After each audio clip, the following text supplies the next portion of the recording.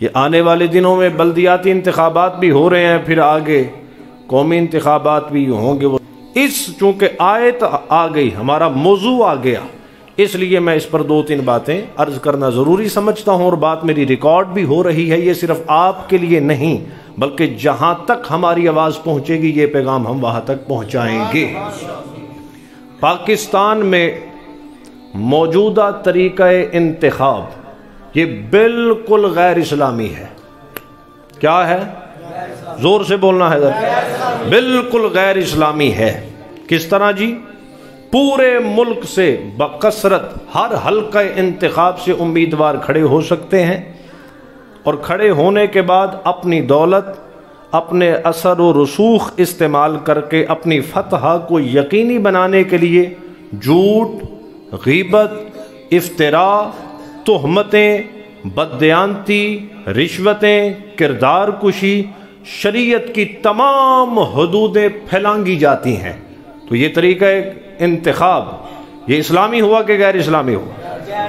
دو تین چار کیسوں کی میں بات نہیں کر رہا، پورے ملک کی عمومی رویہ اور میجورٹی حکم کثرت پہ لگتا ہے، اس لیے 80-90% کی ہم بات کر رہے ہیں، لہٰذا یہ پاکستان میں طریقہ انتخاب ہی غیر اسلامی ہے۔ دوسری بات اس ضمن میں، ہمارے ہاں جو امیدواران ہوتے ہیں ان کے لیے کسی قسم کی شرائط اہلیت ہے ہی نہیں۔ اس ملک میں فاسق ہو، فاجر ہو، شرابی ہو، زانی ہو، بندہ بھی ہوئے یا پائے نہ ہوئے، ہے ملک میں شرط کہ بندہ ہونا چاہیے کہ نہیں؟ بندہ ہو، عورت ہو، خواجہ سرا ہو، جو بھی ہو وہ انتخاب میں حصہ لے سکتا ہے۔ اب یہی بندے کیا بنیں گے؟ صدر، وزیر اعظم، وزیر اعلیٰ، دیگر وزراء، مشیر، معاون خصوصی بنیں گے۔ اب مجھے بتائیے، اسلامی نظریاتی کونسل جس میں علماء ہیں، وہ ادارہ کس کے ماتحت ہے؟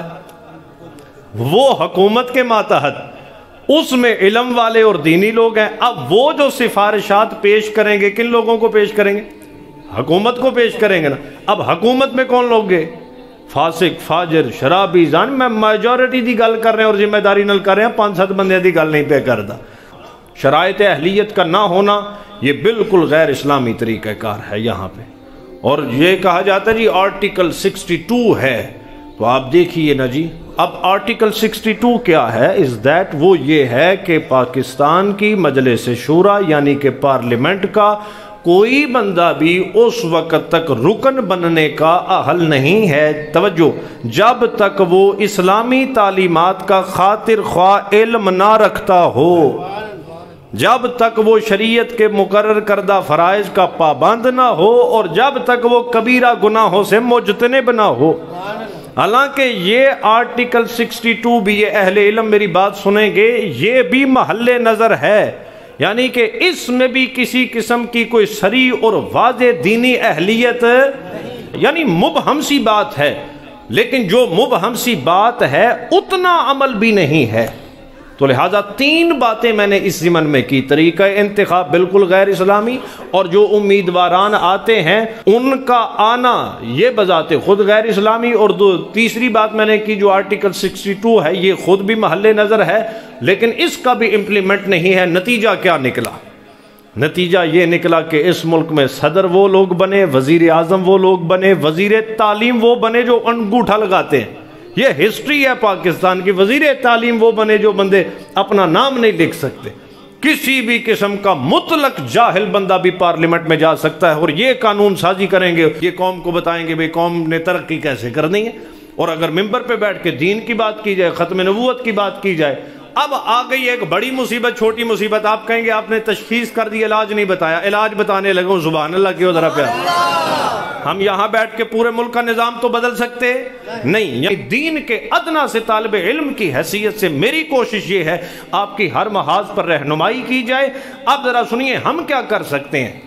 شریعت میں نے اصول بتایا تھا سورہ یوسف کی روشنی میں آپ کو، جہاں 2 مصیبتیں ہوں تو کس کا انتخاب کرنا؟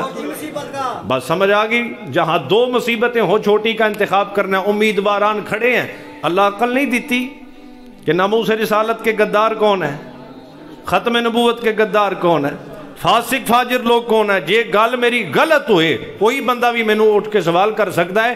شریعت کی روح سے جب دو مصیبتوں کا سامنا کرنا پڑے تو چھوٹی مصیبت کا انتخاب کرنا یہ شریعت کا حکم ہے۔